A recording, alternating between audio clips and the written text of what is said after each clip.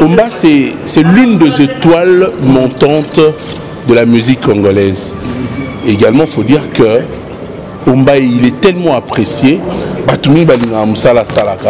Même Yemo Kofi Olomide apprécié Moussala Omba Mengi.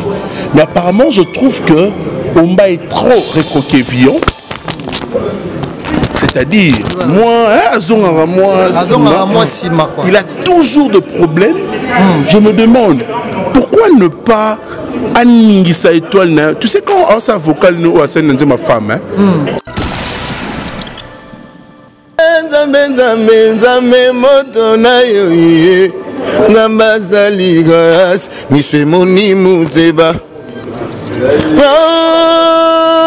Motema nange delenga nange lelo toni megambolinga mudeba chilamwino cheritonga soketani oke mema bolingo nanga na motema chérie ma bolingo est éternel muteba bolingo ezali diamant et pendant kozala na l'autre bout du monde guide nanga bolingo na yo muteba yo motola kisaka nzela latisanga nzelo ekomema ngepa yo zali nakoyeba tana molele. Je le connais, c'est un artiste. Il fait son boulot et c'est un artiste. Déjà pas mal de gens au rencontre déjà le René moi chanter et tout déjà tu peux oyeba.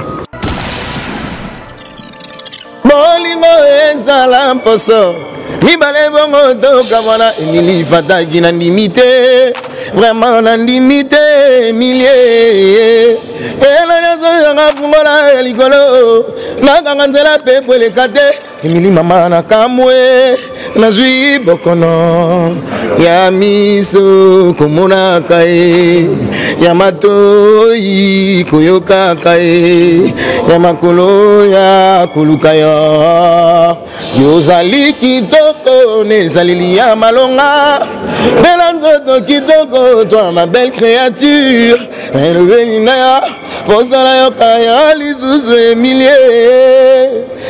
Emilie la zui pour nga bien pour nga na bien ba négocier sinon kinzembo balobi il faut m'embêter et puisque y a mon pao quand tu écoutes et puis ça permet c'est que ils font le sous babiloko ba misu ba bloc belé oui permettre d'expression ça vraiment ils sont vraiment sensibles quoi puis mon pao là tout le monde n'a habité ce gars à la guitare.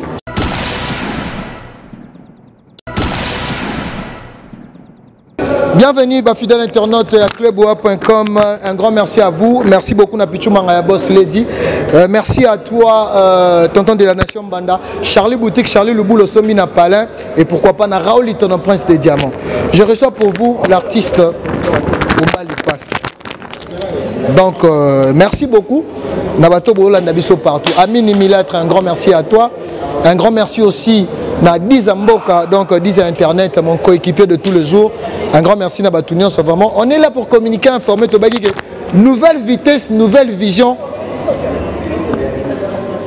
Toza Awa, Kleboa, nouvelle version, nouvelle vision.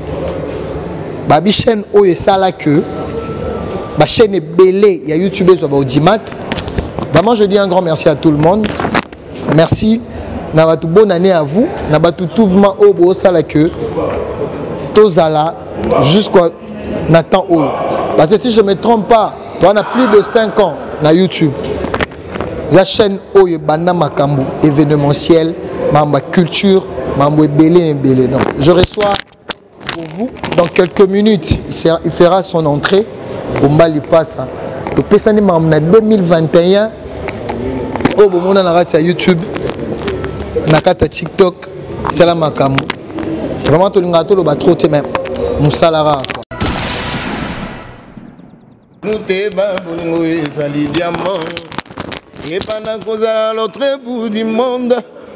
Muteba bolingo na yo. Muteba yo motola kisaka mdela.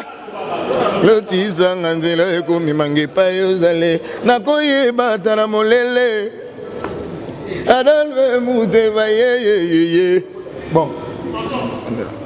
Ozwa déjà.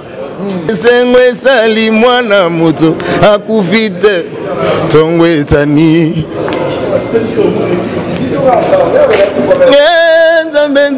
Nzambe moto na yo ye.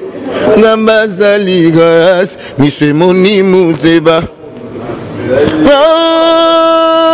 Mutema nange telenga nange lelo toni megambolingwa Muteba chila mwino chéri tonga soketani oke mema bolingo nanga na motema chéri ma bolingo est éternel Muteba bolingo ezali diamant et pendant kozala dans l'autre bout du monde guide nanga ve bolingo na yo Muteba yo moto la kisaka nzela la tisanga nzelo ekomi mangepa yozali nakoyeba tana molele Adolphe Muteba ye Adolphe Muteba ye Adolphe Muteba ye Adolphe Muteba ye ah. Heureusement que ça soit une femme, femme. Tout le monde est avocat de femme. Rapidement. Merci Nanou. Bonjour. Hein? Bonjour à tous. Bonjour à Kofiette, à Kofifi, Quartier Latino. Donc des légendes d'albums, des albums il y a des siècles et des siècles. Merci na grand mopa, on a boulot à Sali. Boulot on a bisomo, on a petit na toujours le bateau lobby. Ceux qui ont la guitare, on a habité. Bato banga ba réfléchir nini donc les lois à jour oyo tous a ko sepela tous a na ko sepela tous a na ko enjoy bato pe oyo balinga musique ya bien baza ko enjoy je ndika na big nzambe moto na yo nzamba sali grâce Miswe Moni Muteba ndele le album légende peut tous avoir savoir mon pao quadra coraman merci infiniment quoi merci Ombali passe à Natuna parce que bato belé balobara mingi te découvrir directement dans quartier latin to bi ke bande kono misu pe ba longo ba bima na quartier latin mais quand incarner Koffi Olomide bato na nan est-ce que autant dans latino déjà libuma maman to ligaka déjà Koffi Olomide avant babota yo parce que le lot total même par rapport à fidélité tu es toujours avec Koffi Olomide mais na ba source surtout la musique tu es avec du tchatcho dans le sang c'est quoi en fait ils ont un problème ni na Koffi bon ils ont amour il y a travail d'abord parce que la personne elle est c'est une personne incroyable parce que mon père c'est d'abord le travail qui est sa vie. Alors étant amoureux de la bonne musique, étant aussi artiste, donc il faut aller à mon père et puis Banze mon aïe pour bien.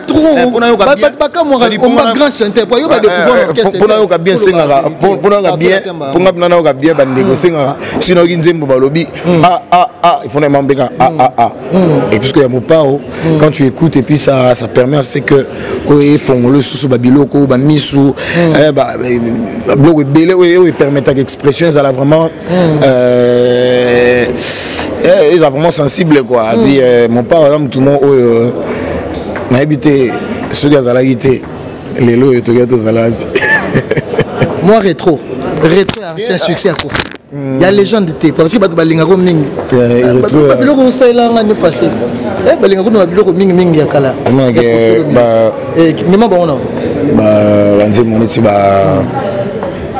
bolingo ezala mposo mibale bongo toka wana Emily Fataki na ndimité vraiment na ndimité Emilie ela nazo nga fungola likolo na kanganzela pepo le kate Emily mama na kamwe nazwi bokono ya miso komona kae ya matoi koyoka kae ya makolo ya koluka ya yozali kitoko nezaleli ya malonga bela nzoto kitoko toi ma belle créature elobeli na ya posala yo kaya lisusu Emilie nazwi akei na ye vakanse na kinio Emilie tika kotangisa mai na miso tika mena komeka kobatela bikila tikino mokolo kozonge Emilie nabeleli Emilie bolingo présence nani mikuruza kozanga elaka motema elinga si c'est possible komata mbala moko na zanza muzika na miso pembeni na mitema Emilie yana kokufa pona yo fatake ozo pesa court to ozo yemba kaka parce que Mikolo moi elo moi ozo leka Mikolo ombali passa vedette ou chanteur non ombali passa non réponds à biso vedette ou chanteur le deux chanteur aussi ah oui mais qu'est-ce que je fais moi je chante je crois quartier latin ah ouais toujours baba linga ngai netina langwa ngana lingi yo nalangwete tunangani nakati osala ka ya grand Mikolo ikomi kaka ba œuvre na omo abo toke sura ke vocal na omo c'est pour toi mote mwezala kati nzoto na ngai yo me chérie yo renye pour l'éternité pour chérie zano na bandate dans république royaume tikoni okola moninga na biali boye Patrick Atengo t'as le temps comme un fleuve il ne retourne jamais à sa source et moi je suis comme le temps na bébé na nganga na kakayo na kozonga jamais c'est toi mon amour pour toujours bébé mon cœur hey Yule c'est abominable na love hey Yule non je vais dire je ne pouvais pas quand même laisser passer comme ça certaines questions et Linga et Soye. Et je savais que tu devais m'appeler, mais je dois entrer. Non, on tout qui est vedette ou chanteur, c'est parce que moi polémique les gars Mikolo. Il fallait répondre. Il fallait répondre. Yango étant qu'il est chanteur. Oui. Pardon. Oui. Omba, c'est l'une des étoiles montantes de la musique congolaise. Également, il faut dire que Omba, il est tellement apprécié. Même Yemo Kofi Olomide apprécie Moussala et Omba Mengi. Mais apparemment, je trouve que Omba est trop recoquevillon. C'est-à-dire, il a toujours de problèmes. Je me demande pourquoi ne pas Aningisa étoile. Tu sais quand ça vocal nous à ma femme, yoka vocal en bien, un disque via Gangara.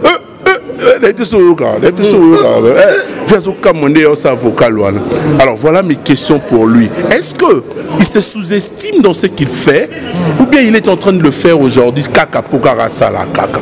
Et il questionne tout pour boss Pablo Kinia. Le seul et l'unique. Je sais pas, Omba. Tony Coco vient de poser une vraiment question. Merci vraiment infiniment pour la question. C'est juste que pas problème Montefoye ba Esikozali, Montefoye Banani Ozali, Montefoye ba qui tu vas faire. Bisous dans le quartier latin, les entreprises, il y a des choses qu'il faudrait toujours que tu en as l'icolo quoi, l'icolo c'est-à-dire mon père ou mon konzi. Quand tu travailles chez quelqu'un, tu dois pas te faire leader comme tu penses, tu vois, parce que tout dépend du boss. Il y a du calendrier, il y a des répétitions qu'il faudrait bien dépendre. Donc pour moi, je pense que j'ai à faire, mais comme moi je suis encore dans le quartier latin, je mérite au moins me réserver un peu de trop, parce que vous voyez comment ça se passe dans la télé, dans les médias. Tout le monde veut être je sais pas qui, meilleur que nous sommes que au lobby Marambo média merci et là on est ça la qualité artiste bon là ça là pour tout ce que ça peut la polémique bon ils a qualité artiste comment il est artiste œuvre naé nous sala naé la voix aussi ça présente quelque chose la voix aussi et puis savoir vivre Et puis na Batou ils ont très très capital parce que Motosko Bigovan na Batou on a déjà l'artiste le plus grand artiste du monde. C'est lui là qui est toujours pour autre quoi. Il y a un polémique Koffi Olomide dernièrement à ça qui est sorti médiatique naïe. Tu as vu ce que Koffi a parlé. Koffi na quartier latin il faut la vérité admissi banibeli. Mais aujourd'hui Koffi Olomide comme un tour à réclamer ma petit-fils pour dire à Lingala c'est le coco. Aujourd'hui si on part chez Oranson, on voit le binafilé, on voit Librator, Librator, mais pas à Koffi, mingi banane babima mon côté. Et on a tout une qualité ni artiste, il faut à nango. Lelo Koffi Olomide c'est la pourquoi il a dit ça? On a dit qu'au match tu es un chanteur et on a tout tu m'as dit que non on a tous les deux vedette, star, chanteur. Mais la minute où tu as la musique. Et tant que Koffi Olomide de parler ça, de réclamer ça aujourd'hui, tandis que Baumba, nous avons grand chanteur, nous avons quartier latin, un jour pour ça la destin, c'était pourquoi? Bon, c'est juste que mon père est grand et comment la grandeur n'a pas gêné ses alliés, il a juste besoin que jeune Belé va apparaître, jeune Belé va évoluer. Alors, ils ont demandé mon cas c'est normal et puis naturel, n'a pas grand, vient à Bissopé dans le bon. Ce qui est l'espace P et mon année sous et ça l'a bien, la génération où tous amis, ils ont noté que ce qui est l'homme ils ont vrai. Donc, il y a le coup là, on dit Nazabou, il y a un moine. Et Nandaku, celui qui a eu la responsabilité, mon bébé. Et puis mon père n'exige rien, mon père ne veut pas que ils à la souligner, mon père aime tout le monde. Donc ils ont techniquement pour permettre que la musique à Congo, le talent au pays caché, ils ont la découvert et servir le continent. Et surtout toi qui es convaincu déjà que non, tu es un bon chanteur, tu sais ça de toi-même. Malgré que Tony Coco nous a dit que non, mise en racine. Mais le lot casquette nayo, on peut aussi citer le nom de Omba parmi les chanteurs aussi. Bah étoile il y a Congo. Ouais, parce que j'ai dit oui parce que c'est ce que je suis avec Mopao auprès du grand Mopao. Mopao c'est le plus grand de tous les temps. Donc avec lui je crois et j'aime aussi. Il n'y a rien à craindre quoi. Moi question curiosité, je pense que tu connais aussi des artistes au évolué à groupe Moussous. Ouais. Tu connais? Ouais, je connais. Tu peux demander cette nom, la photo. Tu vas voir la photo. Il s'appelle Ambassi Bourgeois, artiste de F Victime. Ouais. Par hasardement. Tu le connais comme artiste? Je le connais, c'est un artiste. Il fait son boulot et c'est un artiste. Déjà pas mal de gens ici au rencontre, déjà ils ont moi chanter et tout. Déjà tu peux oyeba. Ouais, j'écoute la musique congolaise. Je salue moi je dis de lui, Naolo Banaye. Tu l'as dit que tu le connais bien sûr. Je connais très bien, je connais il chante bien. Donc, il chante bien. C'est un bon chanteur. C'est un bon chanteur. Un bon ou un grand? Bon, c'est qu'il est, c'est celle Dieu sait. Hein. Moi je donne tout. Tu le donnes tout? Ouais, bon, grand, tout. On peut faire une comparaison? Selon toi. Amène-nous. Selon toi. Amène-nous tout ce que tu vas chanter pour nous. On est là. Comparaison, non, pas la comparaison. Et moi j'ai dit amène-nous. Parce que Balingaro, Olobati. Amène-nous. Amène-nous. Bon, là je vous présente Trésor public. Ça dit nzembo na pesi na ba maman na ba papa o balingara o baza o ba douceur o tendresse wana trésor public ngakope matin koninga de bonteza koya na forme ya moto Kotala et fallait à la payant consolissa et si je tiens l'impôt sur la fortune. Trésor public est dans la agence et la banque centrale Barata Bamilia dans les valeurs Nathalie Bumba Bazale Belé la Katia RDC pour économie et pour réser. Bon, tout le monde. Nathalie Bumba inotisé Mboka Mobimba ezalaka te na mandrade voyage na sanzata bapesi ngai fize nakokende depo kuna ya pari na talibumba ogida gida gida gida gida gida moto tikaki okwakokuta ekolokoto atalo toko kwiti nango elangwisaka te neti bolingo ya natali bumba ngomba bangombeli ngomba bango ekoti mbonge mama likela bapuko komi okila bolingo natali na boye ekila na ekoma ngai naondeli bolingo na ngai ya makila ya mipikokoto ye Zoma moto she o me mangai Zoma moto me mangana mogo Voilà la chose très c'est qui nini t'en as vu oh et ça va preuve on pouvait qu'il chante on entend prêtre le bi mama lelingo mabango melingo wana bangwe bozingo me mama likele ba bugo komyoki na bomeli bolingo na ngaya makila ya mibiko godo Soma moto chéromi mangai d'abord on a confusion meilleur chanteur de tous les temps quartier latin Bachev Babia Bacheyo ma pasi oyo batbazoyo ngala loba toujours que meilleur eza oyo atika raté celui qui n'abandonne jamais c'est celui-là que je peux appeler meilleur la veine sur Chokoro Azat meilleur de tous les temps il n'est pas le seul hein? Il n'est pas le seul oui il y a aussi l'honorable Cindy Lecoeur il y a tant d'autres aussi que vous connaissez les tant d'autres là comment vous n'arrivez plus à citer leur nom au Babima dans quartier latin pour boyebi bango boyebi bagam pour te fali pour pas Elmara boyebi Formule 7 boyebi Venabiso Ferrigola boyebi Soleil Wanga boyebi Gibson Butukondolo boyebi Jeko Bunompela boyebi pena quoi mais Kofi Olomide c'est juste c'est pour la haine nous comptons à lobby que Babia pourquoi à Salango c'est pas pour Babia on a eu Tom Soussou na habité sur peut-être biso artiste né toujours yebi mais le roi to yebi ngo ndi to yebi gaza grand Chokoro Babia paix à son âme puis je salue Prince en passant. Pour conclure, je pense que Batbalandio partout, na Cléboa, c'est dans la deuxième fois depuis Tosagi 2021 si le long montalongo l'a bisoté. Malgré que Batbalandio Diembela, mais je sais que ça va bien passer. Moi je crois Batbalingara, Bakofi Fil, Bakofi Et, tout Balingara. Omba, déjà on a deux de l'année. Déjà au Bandi bon déjà bien parce que vocal Luana femme malgré Tony Koko a parlé. Même moi-même, le jour qui n'a yoka qui n'a pas dansé la rayo, n'alanga moi mobile mais n'abîme ma chair de poule. Je sais pas quels sont votre messages. L'album les gens déjà consomment ça. Et là on est au le banaba mourir bonne musique.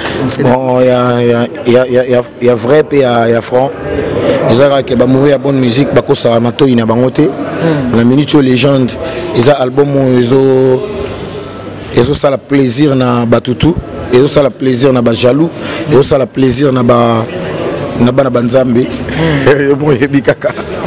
et ça plaisir dans la batutu alors album mona bande qu'on a bi ke boyo quand on vit na bino mobimba parce que richesse dans les albums mona ils a le roi ba tableau ba Picasso aux mona ils a vraiment album oyo je ne cesserai de remercier mon pao pour un travail accompli bien fait donc na niveau nyonso alors bon continuer toujours on a auditionné bon continuer toujours na osomba na oyoka na plateforme nyonso parce que batu bazolo bababi bazoi baté ba pona nini bokoto si ba mbia sa tu bokumika sa miele to yokanga bien nanu ngana linga boyede nanu ngana lela boyede bolingo na yo na motema ele kisugali ya koka elegi onze mo Samuel ozana cour te opesa cour pas ba chanter bato bazala kase ba commentaire atalelo ata soki moto awe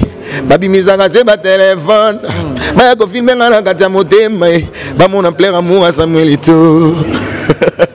Merci beaucoup ba dédicace na opa batuto na pesi mbote la famille ma pesa mobimba kobana na malili ma pesa ma bibi ma pesa ya papi nabosani jamais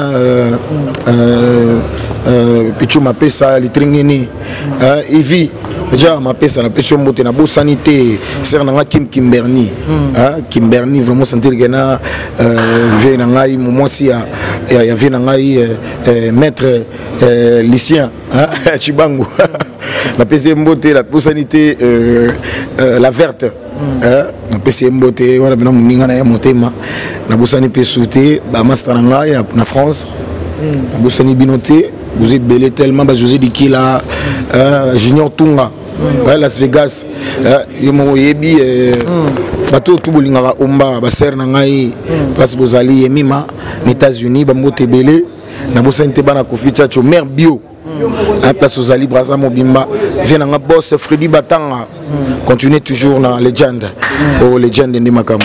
Merci beaucoup Omba, merci à tout le monde, merci à l'équipe technique qui m'a accompagné, merci à Dizamboka, Diz Internet, Pichou Mangaya Boss Lady, merci à l'opportunité Travel Agency, merci aussi à Charlie Boutique, Charlie Le Boulot, Sombosomi na Palais, merci à Toutou Bolingara Pegit, c'est dans le parallèle, on se retrouve à la prochaine, restez branchés sur Cléboa, c'était là en exclusivité avec Omba Lipasa, parce que Mikolo, aux artistes et musiciens, ozoya ka ozofingara mais soko yé na kati et pas na biso awa il faut la que ça biso talent nao comme on a fait avec Omba. À la prochaine.